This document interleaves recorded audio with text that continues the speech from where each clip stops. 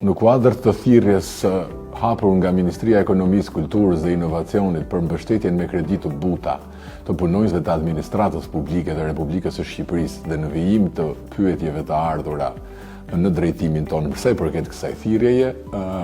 kemi zgjedhur disa pyetje për të cilat do t'japim dhe një sqarim të shkurtër për të krijuar një transparencë sa më të madhe për publikun.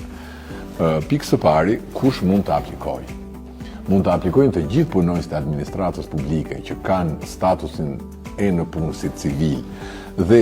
ose një kontratë pune pa afat të përcaktuar, të cilët punojnë në ministrit apo institucionet e tyre të varësisë, duke përfshirë edhe kryeministrinë. Në lidhje me pyetjen se cilët janë kriteret kryesore që duhet të plotësojnë punonjësit e administratës për të përfituar nga kjo skemë, sqarojmë se duhet që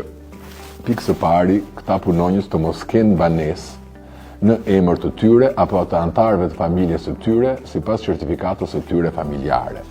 Gjithashtu, të mos ketë në emër të vet apo të antarëve të familjes sipas certifikatës familjare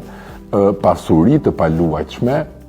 me vlerë mbi gjysmën e shumës së vlerës përcaktuese të banesës. Dhe së treti, duhet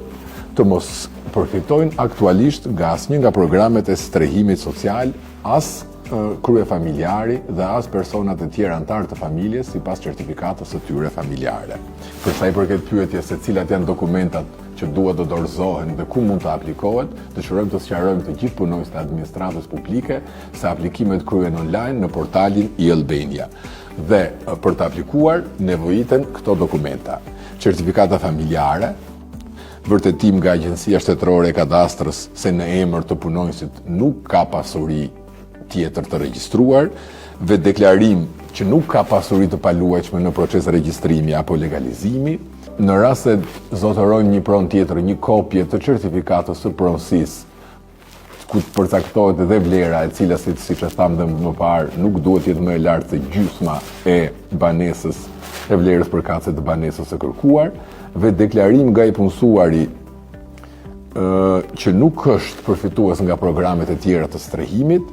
dhe deklarim që nuk ka kredi të keqe apo të pashlyer, dhe deklarat personale të kërkuesit ku pranon që në rast se largohet nga administrata publike, kredia shndërrohet në kredi tregtare. Për sa i përket pyetjes se si përzgjidhen fituesit, dëshirojmë të sqarojmë të gjithë punonjësit e administratës publike se përfituesit do të zgjidhen në bazë të kritereve të përcaktuara nga vetë institucionet pranë të cilit ata punojnë.